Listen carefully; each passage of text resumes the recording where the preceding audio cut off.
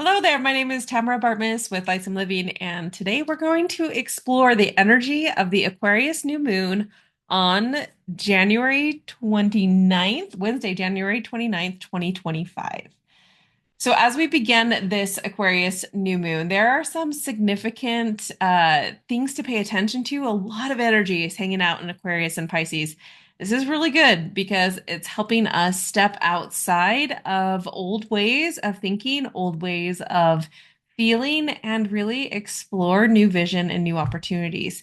One of the things that I love to do during a season of the zodiac year is to explore how it relates to me, which was why I have created a zodiac workbook and journal specifically for the Aquarius season that will help you break down your own personal birth chart as well as how that relates to the current transits in the sky. What does this Aquarius season, how does this impact you? What will the impact of the full moon and the new moon be? All of those things are found in this workbook. You can find the link for that in the description below. And I hope it helps you because again, this is a cycle of energy that we go through every single year. And as you do the work this month during Aquarius season, you will be prepared for Leo season coming 6 months and then again Aquarius season next year.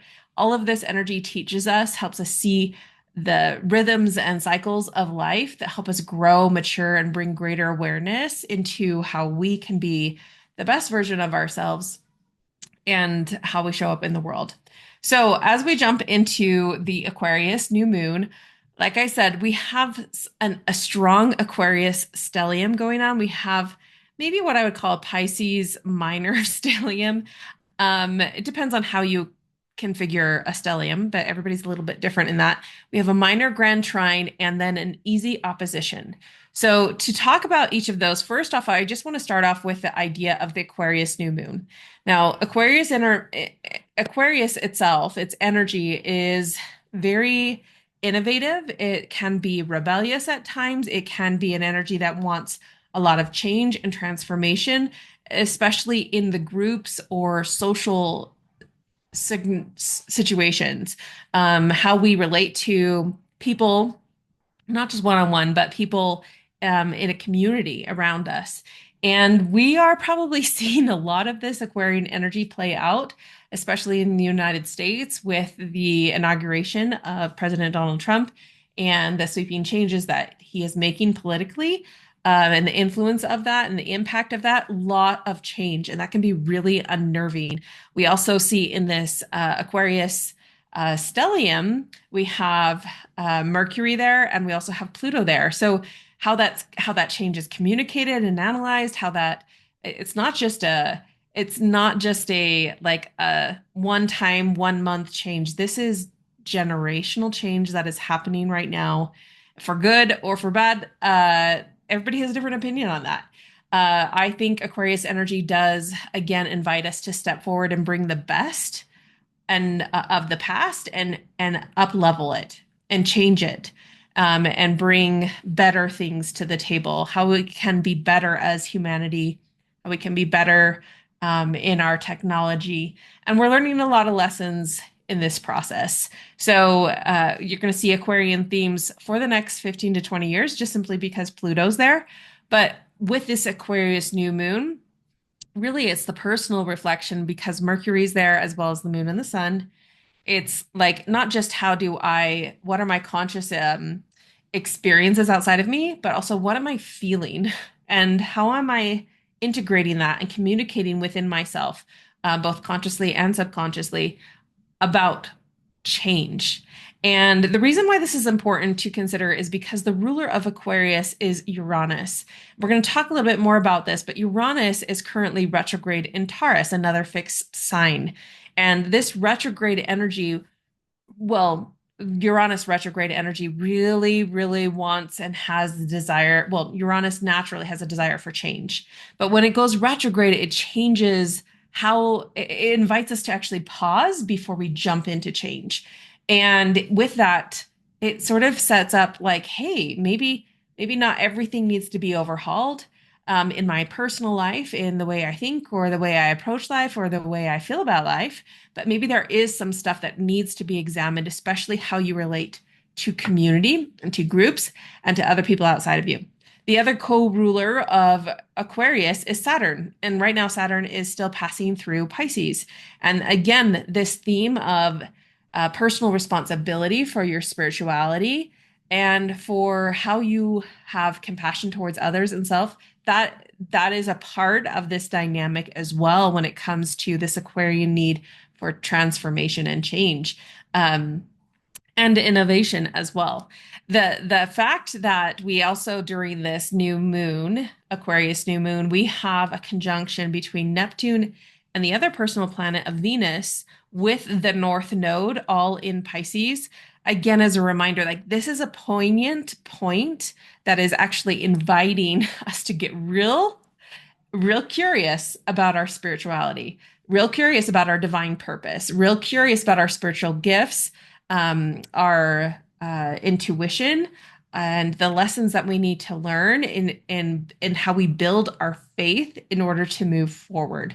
So it could also be a time of great creativity, especially in the arts and in music. It could be a time of really an openness to receiving the visions that you need for your future and how to move forward in your greater purpose.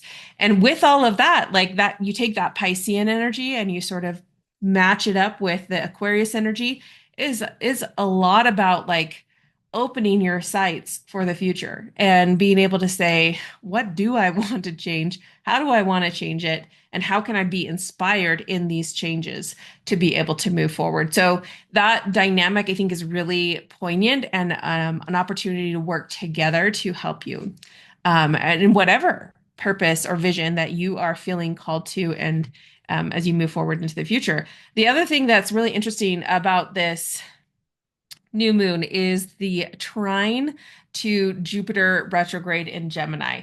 And this Jupiter retrograde, let's just talk a little bit about that. When Jupiter is direct, it's a very social planet. It wants us to build connection and luck and wealth and all the good things with as we interact with society. But when the planet goes retrograde, it is more of a let's examine where society is heading and say, actually, do I want to go the direction of society? And it sort of reverses course and it checks itself. Any retrograde energy sort of pulls back a little bit. And that's what that Jupiter in Gemini retrograde is helping us do. It's sort of saying, hey, socially, is this really where we want to go? Specifically in the Gemini themes of relationship. It's another air sign, really, just like Aquarius, in relationship and communication. Again, that Mercury is the ruler of Gemini, and it's also in this Aquarius stellium for the new moon. So, how we communicate, how we learn, our educational institutions, all these kinds of things that are being like, hey, is this really the direction that I want uh, to work with or go in? And usually there'll be a sort of like a pause and a pull back in that with that retrograde energy. And that is contributing to and creating open opportunities and opening doors, vice versa with that Aquarius stellium and that new moon in Aquarius. And so again, stay open to the opportunities for change, for reviewing of society's patterns. And if that really isn't aligned with your philosophies and your priorities, when it comes to how you want to socially show up and engage with the world. I think that like another opportunity that Jupiter in retrograde in Gemini presents is really to explore what is it that you can contribute to society and to society's overall consciousness.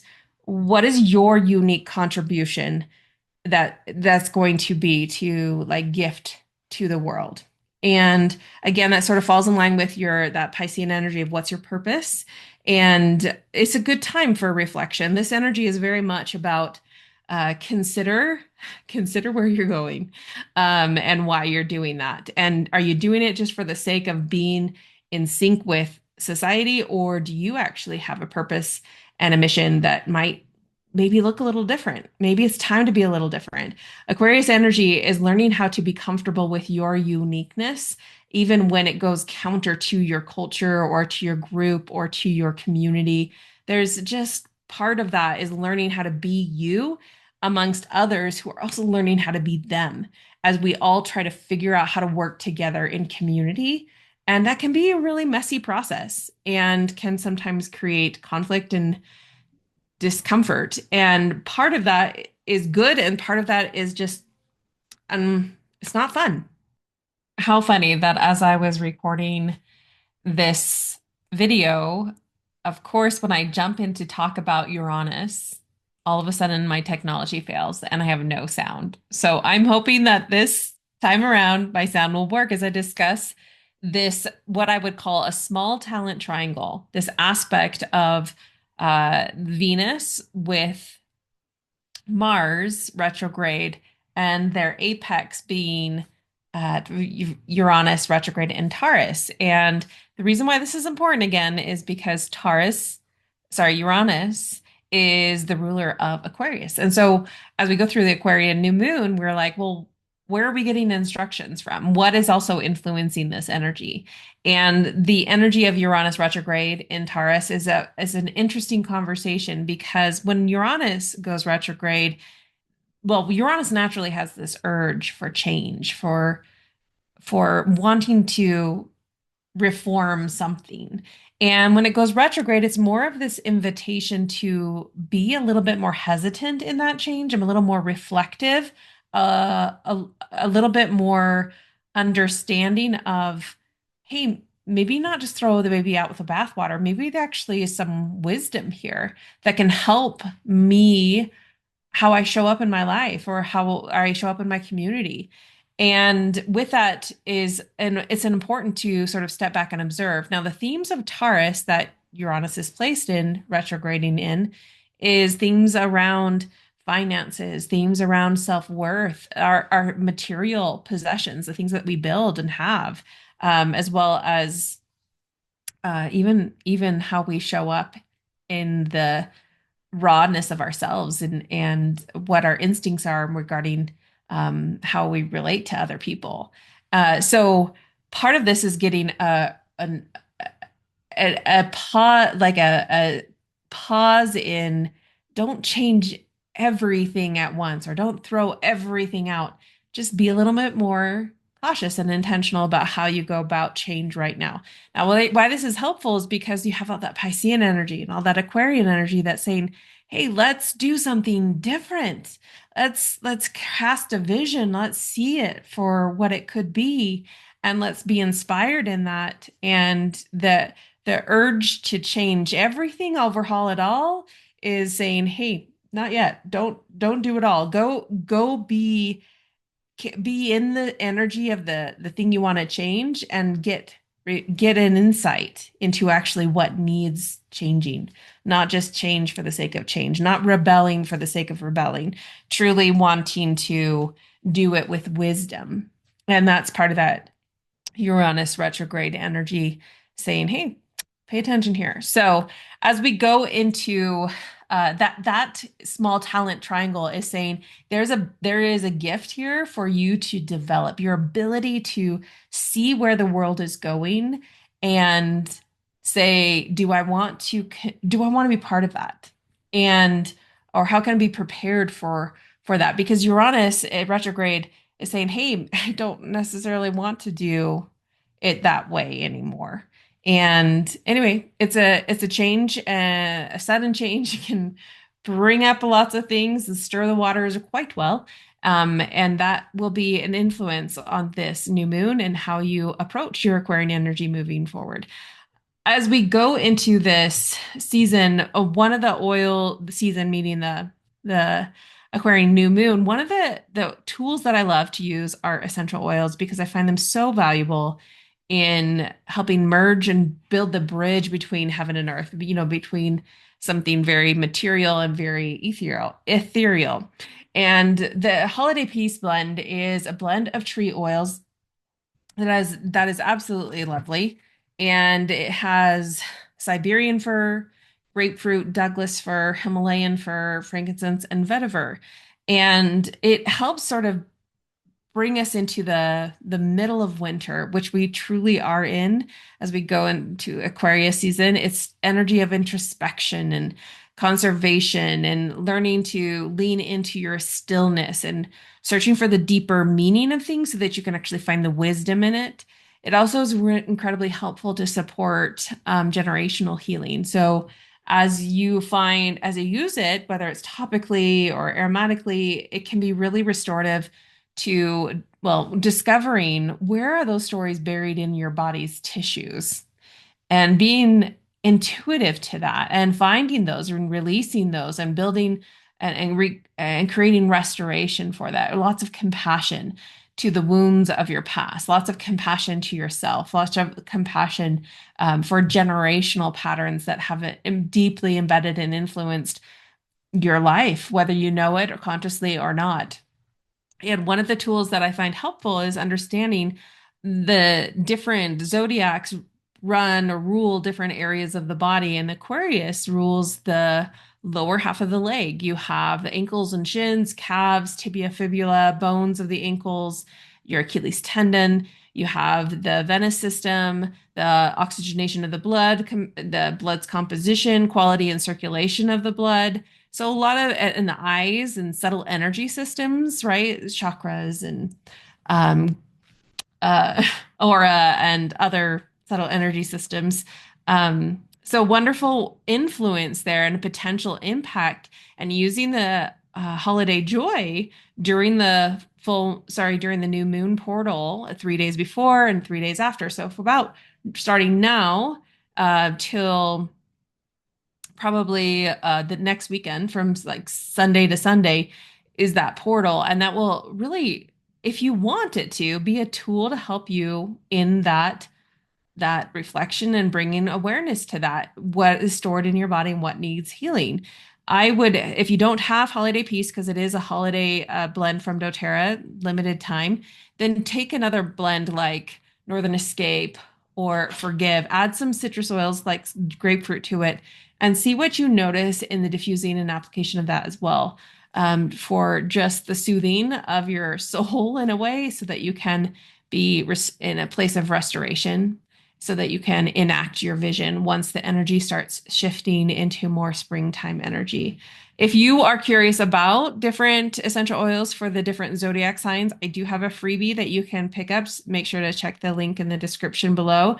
And it will give you or lead you to a series of books that I have, not really books, but booklets that cover all the 12 zodiac signs. I call it my PEMS wellness guide that breaks down the physical, emotional, mental, and spiritual aspects of every single zodiac sign. And you might be really surprised what resonates with you and how that correlates to different energy showing up on your own birth chart.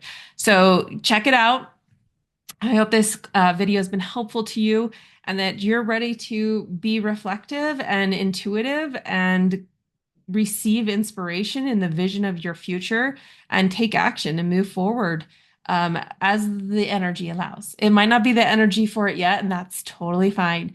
But probably come the end of February, you will be feeling the itch to start making things happen. So reflect and rest in this moment and let it wash over you with all the beautiful lessons that it has to teach and share with you. And then when the time is right, you'll be ready to move forward. Just trust the shift and the change of the seasons and the energy associated with it. And I hope to talk to you guys in a couple of weeks with our Leo full moon. Thanks, guys.